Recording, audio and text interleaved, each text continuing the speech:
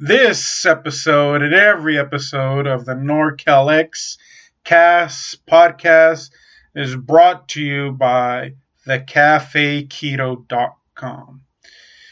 You can find their baked goods at the Vesalius Farmers Market every Saturday, where they feature a few of the menu's items and rotate them each week. You can also place orders online, large quantities only, please, as they are baked to order. You receive the freshest that the Cafe Keto has to offer. New additions are constantly being made to their entire menu. See how the Cafe Keto works and get yours today. That's thecafeketo.com. This episode is also brought to you by bridgecoffeeco.com. Come visit the roastery. They are now located at 101 Clark Avenue, Yuba City, California, 95901. Yuba City is a small agricultural town about 30 to 45 minutes north of Sacramento. They now have a brick and mortar business. They started online. They're open from 7 a.m. to 4 p.m. They're a small batch nano craft coffee roaster. They source premium special grade coffee from around the world. They carefully select green coffees that are profiled, cupped, and roasted in small batches. Everything they do is fresh. That's one of my favorite roasteries around here. I mean, of course, I don't live far from Yuba City. And I love buying their whole beans and just grinding them in my grinder and having my own French press. I love Bridge Coffee Co. Please visit them at bridgecoffeeco.com. This episode and every episode is also brought to you by eltorero530.com. Come visit us, Marysville, California. 1421 B Street. B Street also has Highway 70, Highway 20. On the way up to Oroville or Chico, you could see us. We're in the same building as a Dollar Tree store, across the street from the Gold Sox building, at the edge of Ellis Lake. They've been in Marysville since 2001, so they're going on 17 years in May of this year. Check out the website, eltorero530.com. Check out our Instagram. Soon they'll have an online store with spices and special cuts in the near future. Again, eltorero530.com. California is out of a drought. And nearly 200,000 people remain evacuated with no clear indication on when they can return home. Several environmental groups warned of a potential catastrophe similar to this. Crews working overtime, dropping boulders to secure Oroville's emergency spillway. Earlier, the biggest burning in Yuba County, forcing residents out of their homes.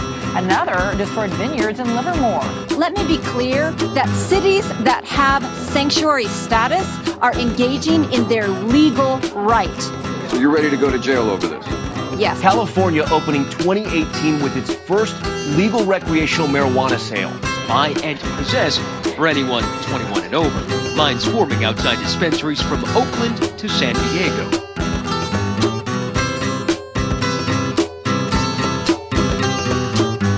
Good morning, Northern California.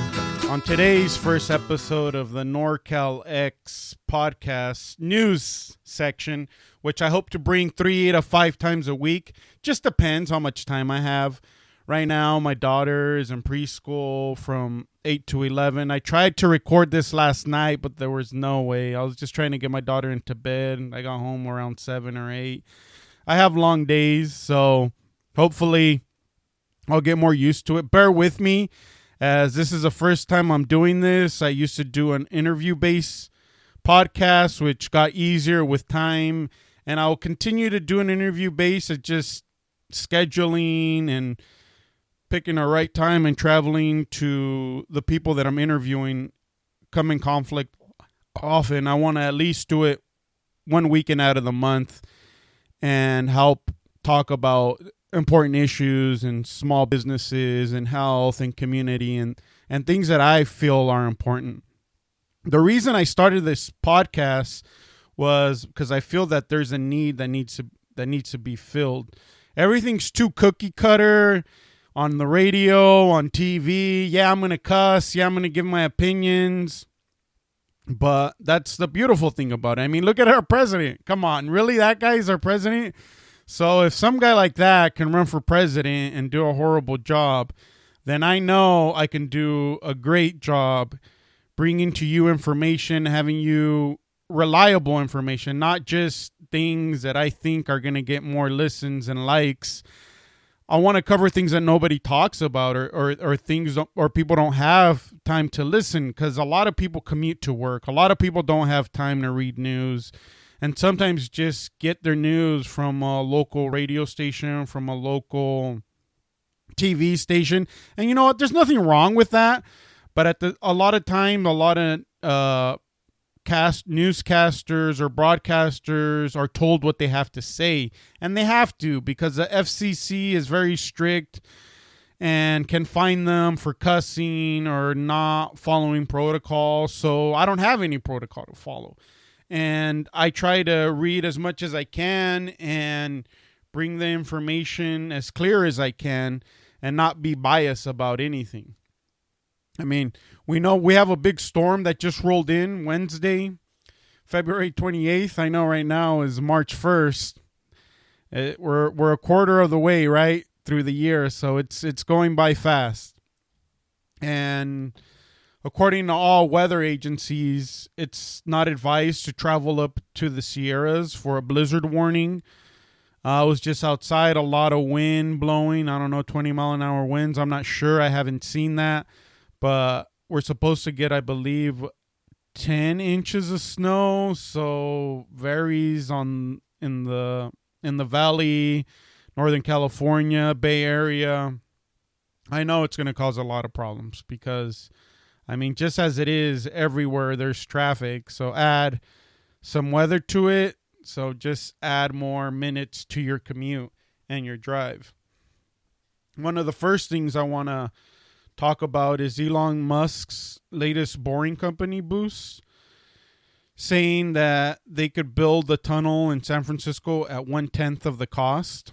You know, a lot of people, that maybe just the people I know or my real close friends, don't like how I talk about Elon Musk. They think I'm in love with him, and I am, because he's solving problems. He's doing things for cheaper. He's doing what they said was impossible. Electrical cars, fast electrical cars, semis, rockets into space. You know, he wants to put satellites that are going to beam internet down to everybody. He wants to drill holes underneath LA to avoid traffic. He wants to do the same thing in the Bay Area. How can you not be a fan of that? How can you not believe in somebody going above and beyond of what's possible? Maybe society makes us think that we're all just little pawns and we have no control over our outcome. And I believe we do. We just have to believe and keep pushing forward and keep doing things that are uncomfortable and try to improve our lives every day, just little by little, inch by inch. Another important thing that I read on the internet was about the state of California ranking last in quality of life. I mean, that's a big assumption and a big statement to say that all of California. I think big cities like LA, San Francisco, the Bay Area, Sacramento, I think quality of life diminishes because of traffic and so much work and always on the go. So there's a little truth to that, but I don't believe Iowa is the number one quality of life in this study. But maybe because it's cheap, maybe because things are more calm and normal there. I don't know. Maybe there's hurricanes. I don't know what goes on in Iowa. I know there's a lot of corn. I know the Iowa Hawkeyes are decent always in the Big Ten, but even Iowa State always had innovative offenses. So I'll be throwing references on football and MMA every now and then because I'm a big fan of both. Not necessarily because of the violence, but more of the strategic thinking of ways of coaches and opponents go up against each other. So I'm a big fan of both. Another interesting thing that I came across was a couple, I believe, in Santa Rosa. California women Faye Ruth Romesberg, 59, accused of running a 150 women prostitute ring in Santa Rosa.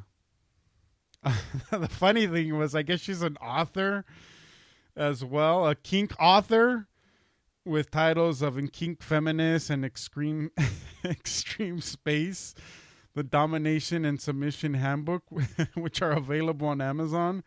Her bio on the site says she has written and published more than 2,000 nonfiction tutorial novels, short stories, poetry, and screenplays in the past 20 years. I mean, if you Google the gal, she's, I don't know, 50, she looks like she's 70, 59, kind of Jabba the Hutt looking chick. I don't know about a prostitution ring. That's kind of crazy though. 150 people were in that. Women. She was prostituting on it. If anybody knows more about this article or lives in Santa Rosa and could, leave a comment on the website or Instagram or Twitter and tell me more about it. I mean, it's fun. To me, it's funny. I mean, it is what it is, but it's something I wanted to bring up. Another interesting article on the San Francisco Chronicle was about the top selling electrical car. And surprisingly, it's not a Tesla. Of course it's not a Tesla. What do they run right now? 70, 100 grand and above. They're trying to do the Tesla 3 that's about 30 G's, but that's going to take time. Everything takes time. Greatness just doesn't happen overnight or a couple years. It will with time. I think the Chevy Volt was what topped all cars in the state last year in California dealerships. I think a total of 13,000 Bolts were sold or leased in California compared to 11,000 Teslas of the Model S sedans. So, I mean, come on, 36,000 to 74,000, double the price. Of course they're going to sell. I mean, I drive a Prius C. I would drive an electrical car if I could afford one, right? At 30, 40 grand. And not really if I could afford one. I wouldn't get a Tesla because I don't have solar panels or some kind of battery. If I had all that set up, of course I would have a damn semi, and I would completely be everything would be Tesla. My home, my solar panels, my semi. Another interesting topic that I came across from Newsweek, which of course they got it off of High County News, was about red abalone in the coasts of California. They're an endangered species. A lot of Native Americans use them as their primary source of nutrition and food. I mean, a lot of it is overfishing, of course, plastics in the lake. But the article was very intriguing because 20 or so coastal California tribes have relied on abalone as an important source of protein, harvesting the shellfish at sustainable levels. Commercial fishing began in the late 1800s and gained intensity over the years. By the 1990s, several species had nearly been wiped out, prompting wildlife officials to halt the practice. Recreational fishing was permitted, but the harvest was strictly limited to allow the invertebrate to recover. In other states, tribal members typically can engage in subsistence activities outside of recreational fishing and hunting regulations, thanks to sovereign territory rights, as with Alaskan natives who hunt seals, whales, and other animals. However, since Congress refused to ratify the treaty negotiated with Californian tribes in 1851 and 1852, they lack subsistence rights and other subjects to California wildlife and coastal management laws. A toxic algae bloom in 2001 and an unusual mass of warm water cause massive depletion of kelp forests, a principal food of source for several coastal species, including abalone. I grew up on the Central Coast, and I never fished. My brother liked to fish, but I think hunting and conservation is an important practice, and a lot of restrictions need to be put on commercial fishery. I mean, I know a lot of people depend on that and jobs, but there's always alternatives to everything. We want to think that we can continue doing what we've done 100 years ago, 50 years ago, even 30 years ago, and we can't. We got to change our ways and practices of what we're doing and be more in line with the earth. Another great article that I read was about, I think, the ICE, or DOJ, Department of Justice leader blaming the Oakland mayor about warning immigrants of ICE arrests. They arrested more than 150 people. And I guess they thought they were going to arrest 1,000, right?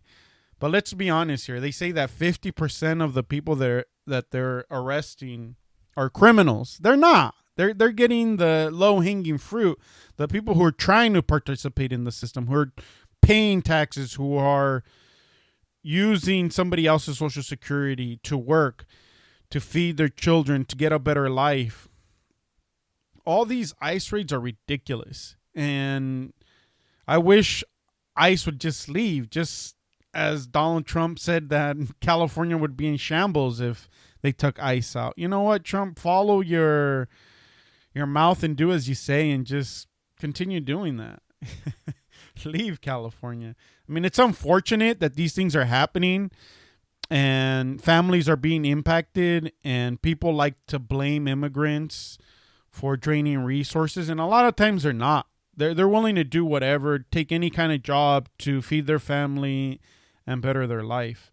Nobody's trying to take advantage of anything. Of course, there's people that take advantage of it. Doesn't matter what race or creed you are. There's always going to be bad apples doing something, cheating the system, looking for a way to skimp out.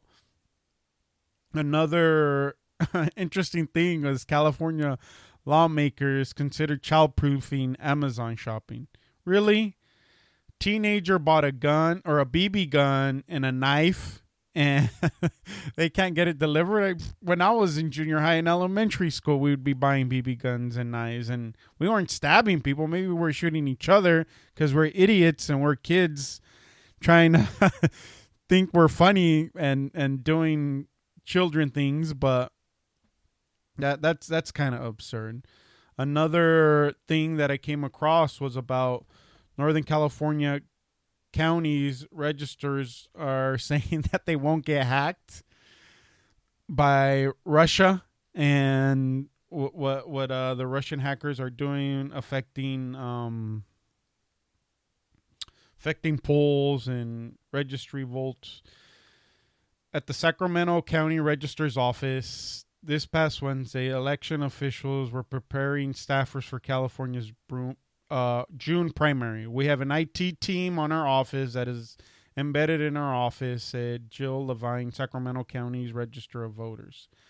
Election officials are well aware of recent revelations by NBC News about Russian efforts to interfere with California's election system during the 2006 presidential election. Let's be honest here. Both parties are corrupt. Both parties have one agenda: drain the system, do as they want, and continue not doing anything for society.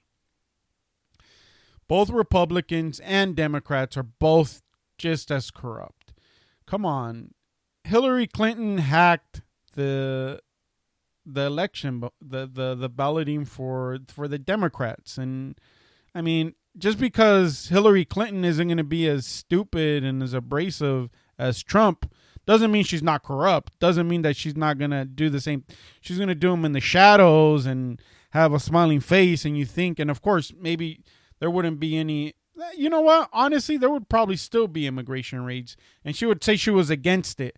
But it's not, it's like Obama. I think more people were deported during the Obama administration than any other administration. So it doesn't matter if it's Democrats or Republicans.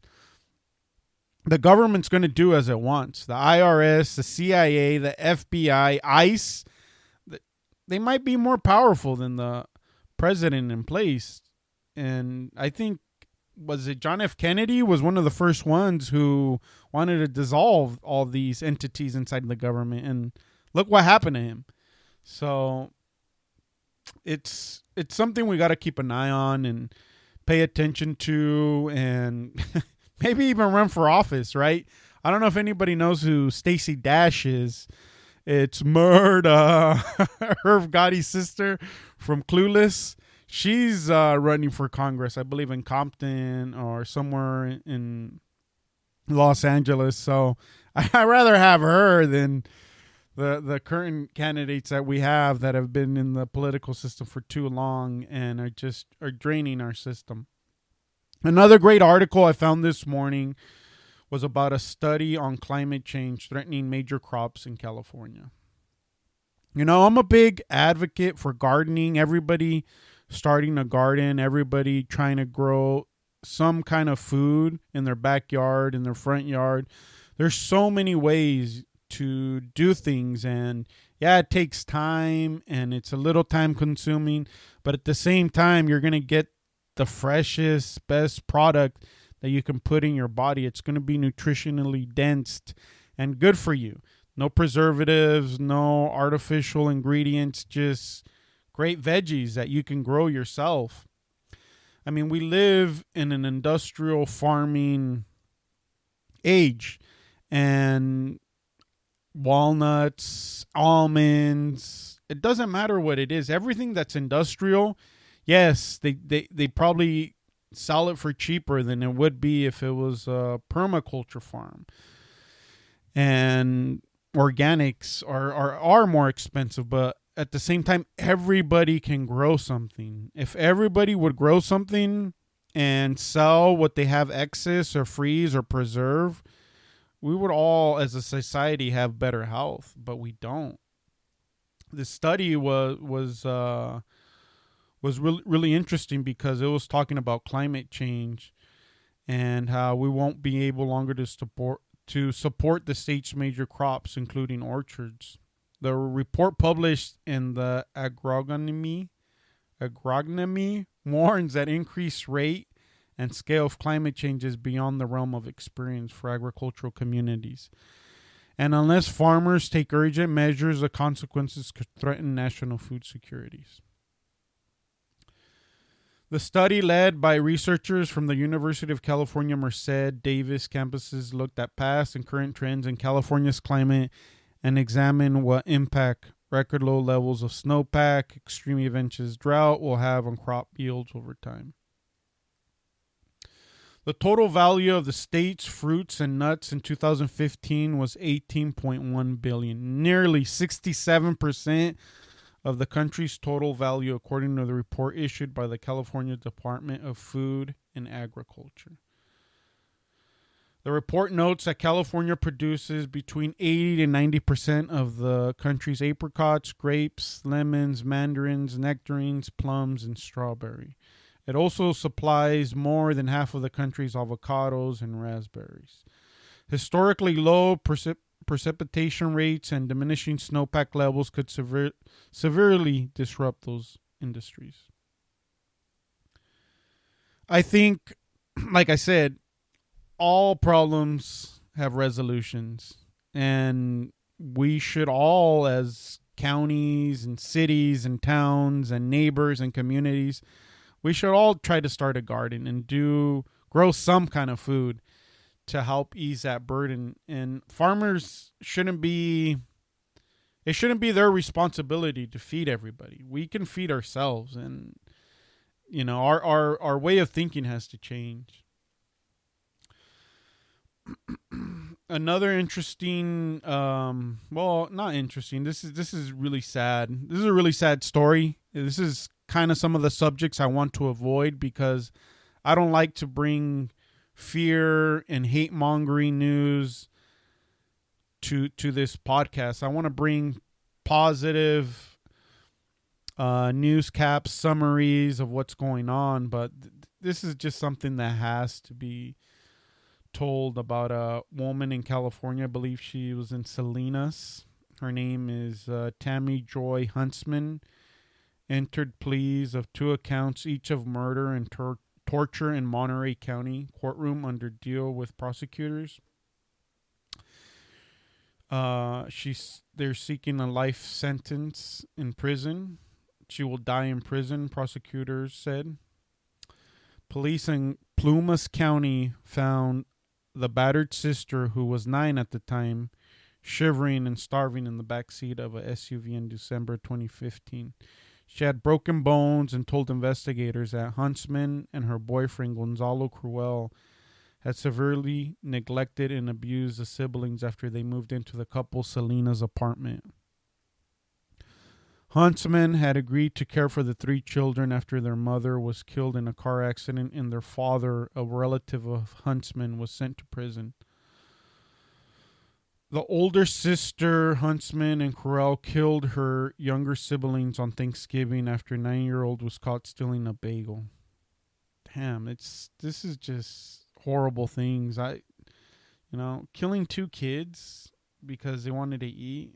Man, it's just, I have a 5-year-old, and that's heartbreaking. That's heartbreaking that these children lose their mom, their dad goes to prison, and then the aunt completely neglects and abuses them and kills them. I mean, fuck, that's here in California, Central Coast.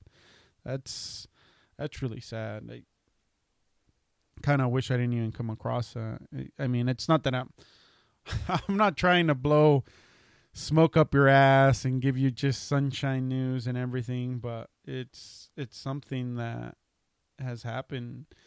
Another thing that I read this weekend was about 5 California water officials accused of misusing public funds. Attorney General Javier Becerra said that the culprits used taxpayer money for home remodels, work on a Porsche, Katy Perry tickets. The officials are charged with felony complaint with a total of 10 counts, 8 counts relating to the theft of public funds and 2 counts of relating to crimes involving hazardous waste disposal. Becerra's officials estimate the loss of public money to $100,000. Dennis Falshi, Julie Casilla, Atomic Felici, Jack Hurley, and Doobie West, who previously worked for Panoche Water District, were arrested or surrendered for booking on February 21st. The arrests were the product of a joint year-long investigation by Attorney General offices and Department of Toxic Substance Control.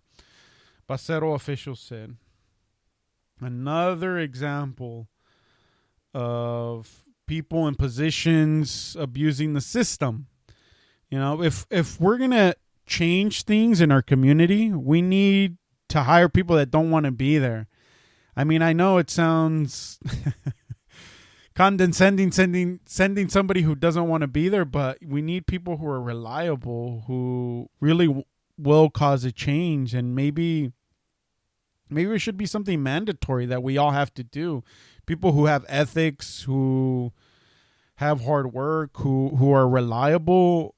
Maybe those are the people that we have to put in positions to cause positive change in our communities. I don't know. What do you guys think? Tell me what you think would be an alternative to having those kind of people running our judicial systems. I mean, it's water, but it's an important resource for all of California. A great thing that I came across of was Tom Brady. Yeah, he's in New England, but he's a Bay Area local boy, San Mateo.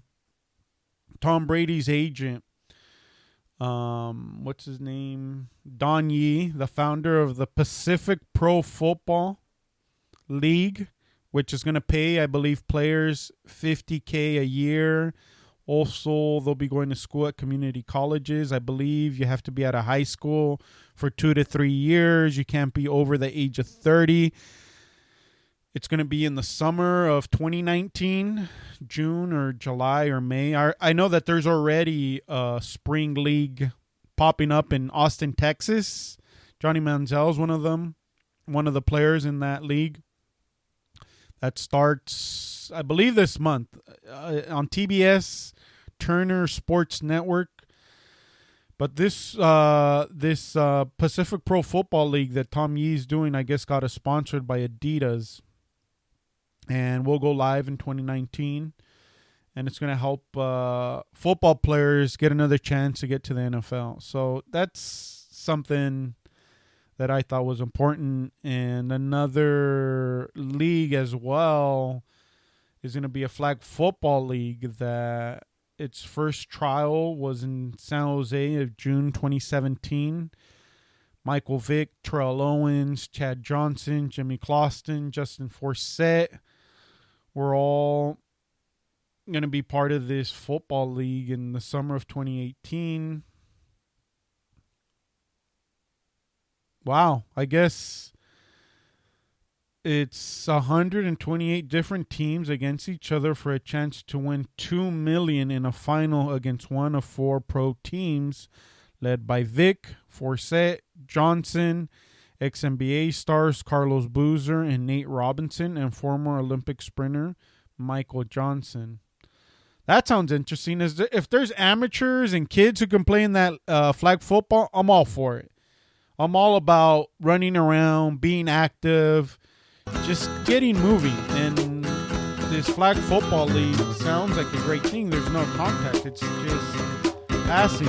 And I believe it's on the NFL Network. So that'll be something interesting to check into.